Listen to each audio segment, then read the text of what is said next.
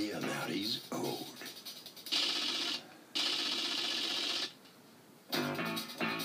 This is the defendant, Darren Regini. He says he didn't steal anyone from anybody. What the plaintiff fails to tell you is he was fired from those two companies, and the owners approached him and hired him. He does admit he was bamboozled into paying the plaintiff a commission for the first month, but then smartened up, stopped, and owes him nothing. He's accused of letting the music die. All parties, please raise your right hand.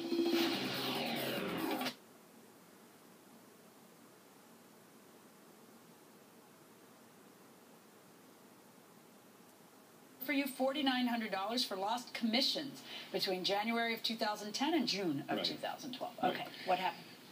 The entertainment company that I own, I opened up in January of 1992. Him and I met in the end of '09. What is your entertainment company? We get hired to do, for instance, high schools, halls, hotels. We have the DJing? Yes. Okay. And I hired him. So you hired him when? Around the end of '09. I actually have my '09 calendar. Okay, here. I don't need to see that. What I'd like to see is there any paperwork between you two on your employment contract with him? Yes. Is there a contract between you two in '09, yes or no? Because everything I'm looking at is dated in 10. No. Okay, so there's no employment contract in '09? No. All right. So had you ever used him in '09? Yes. Okay, so there was no employment contract, you would just pay him when you used him? Right. Okay, what equipment was he using when you used him? The hookup that I owned. Okay, and then what happened?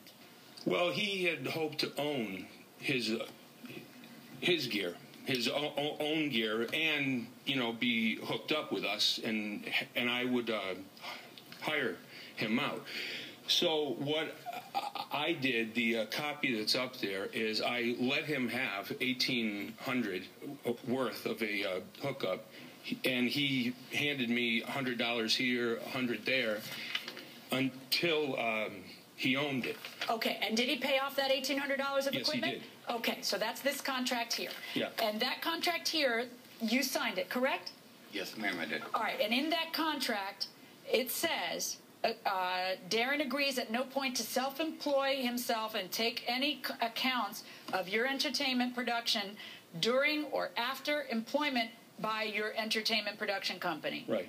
And that he may start his own business, but must be separate and not interfere with your entertainment production company for 24 months after separation of employment from your entertainment production company. Okay, what happens? The instant that he owned his hookup, that's when all the headaches hit. Meaning what? What did he do? Well, he was attempting, I had him in Gilos, which is on there, which was approximately July, and he got hired there because the owner there was not happy that I was having helpers in there, and what they ultimately was out for was to have whoever there every week. Okay, so stop. So what happened is that the bar decided not to use your company anymore because they wanted him and only him there. Right. So he stole your client. Right. Okay, but now, when that happens, what was your employment contract with that client? I didn't. You didn't have a contract with them. Right. They could fire you at will. So they did.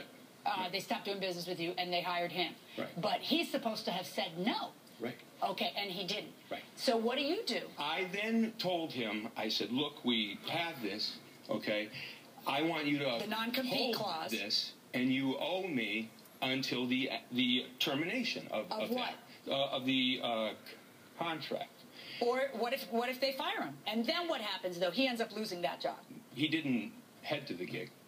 Okay, So, but here's what happens. It's now in July, right? Yeah. And he's got the gig, and you don't really mind. I mean, you mind that he's competing with you, but you don't mind if you're still taking a cut.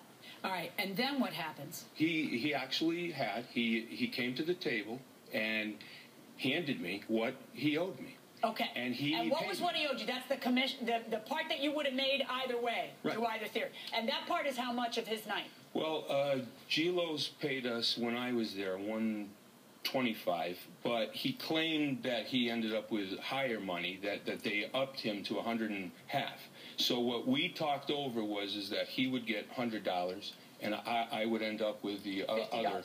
And that would happen. He's hired what, once a week? Yep. Okay, so that would happen every week. You would get $50. Right. And that happened until when?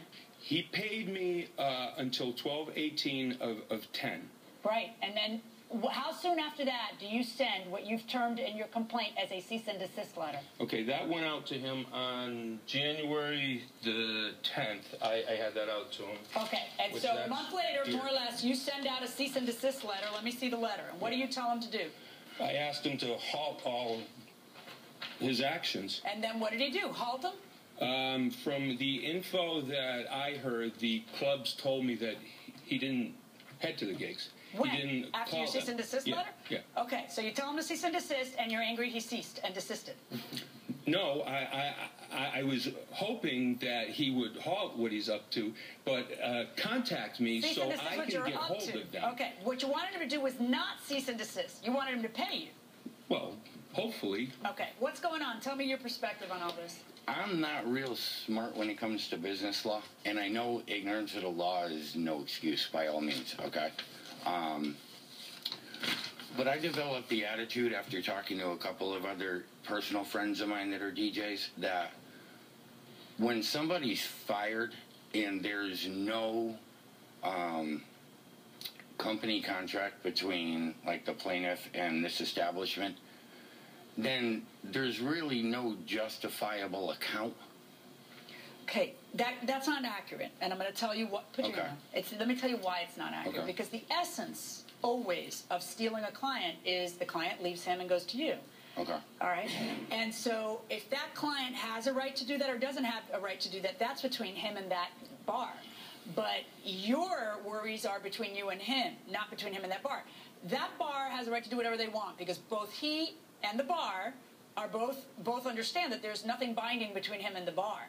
The person who doesn't have a right to do whatever he wants is you because you have a non-compete for 24 months after you stop working with him. See, when you sign this, there are good things about this and bad things about this. The good thing is you're breaking into the business, you have no equipment, you're learning, he's got the contacts, he's got the gigs, you're breaking in and it worked out well. Are you still DJing? I am. Yeah. So look at that, he gave you your start. So this is good. But the bad thing about signing this contract is that there's a non-compete clause. And that means you're not going to go after his clients. And you did. Whether you went after it or they came after you, you can't do business with his clients. You can't end up with his clients. You can't interfere with his clients for 24 months after separation of employment. So in order to not run afoul of this, you didn't have to take that gig and pay him. You could have just said, can't do it, Gills, or whatever that bar was. Can't do it, love to do it, but can't do it. I'll call you in 2 years. And then walk off.